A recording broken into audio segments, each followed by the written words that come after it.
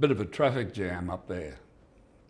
So the Americans have launched a RNAV system based on satellites called GPS, and the Russians have launched one called GLONASS, Global Navigation Satellite System it stands for, and the Europeans have pretty well finished a satellite constellation they called Galileo, and so that's another one. So there's even competing brands now of different systems. And so it works on this simple principle, a bit like the VOR-DME idea, except it's a satellite. And so we have a satellite passing overhead, and the satellite sends out a burst of data at regular intervals, and that burst of data contains fixed information. Firstly, it contains information of where was the satellite when it sent the data, because it's so sensitive that it's got to allow for the time it took the signal to get to you, because by the time the signal gets to you, it will have moved. And that's based on the speed of light, 186,000 miles per second. Light takes 1.5 seconds to go to the moon. So it takes a tiny fraction of a second to get to you, but they allow for that. This is called ephemeris, the signal.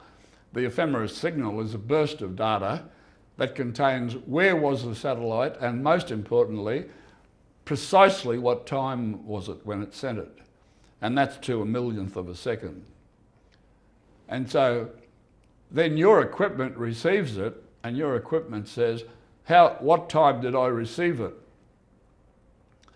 And then it calculates at the speed of light, how far was I away from that satellite when the satellite sent the message?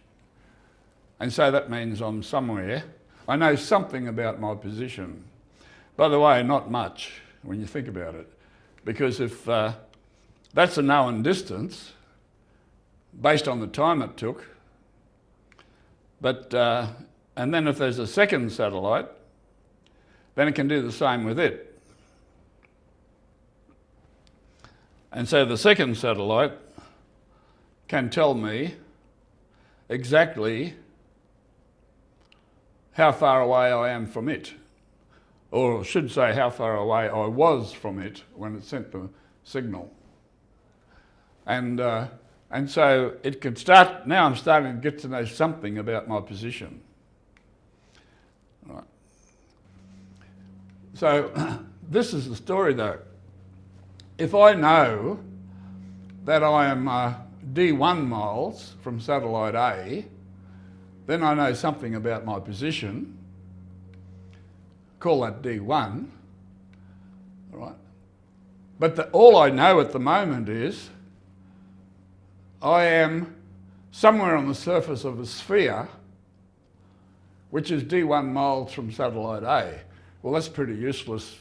That includes lots of positions out in space and everywhere.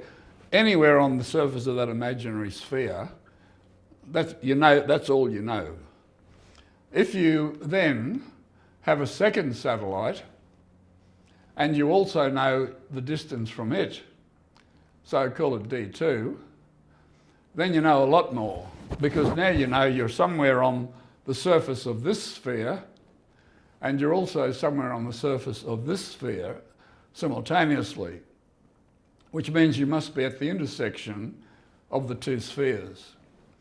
And therefore, we get this. If we could separate them, I now know that I'm somewhere on the edge of that circle. That's the only place where I can be both D2 and D1 miles simultaneously. I'm somewhere on the edge of that circle, on the circumference. Well, that's still pretty useless. That means I could be either on the Earth or somewhere halfway to the moon. So I need more information. So I introduce a third satellite, And even though even that doesn't fix it, but it now says I'm in one of two places. The only place where I can be D1, D2 and D3 distance from each satellite is if I'm either in one of those yellow dots. But now I can finally fix it if I have a fourth satellite, and the fourth satellite says I'm also D4 miles from it. And that now cuts it down to one position there. So you would need a minimum of 4 satellites to get an unambiguous position. But we in fact use a lot more than that. Often you're using something like 7 satellites or even more. Your GPS grabs every satellite can get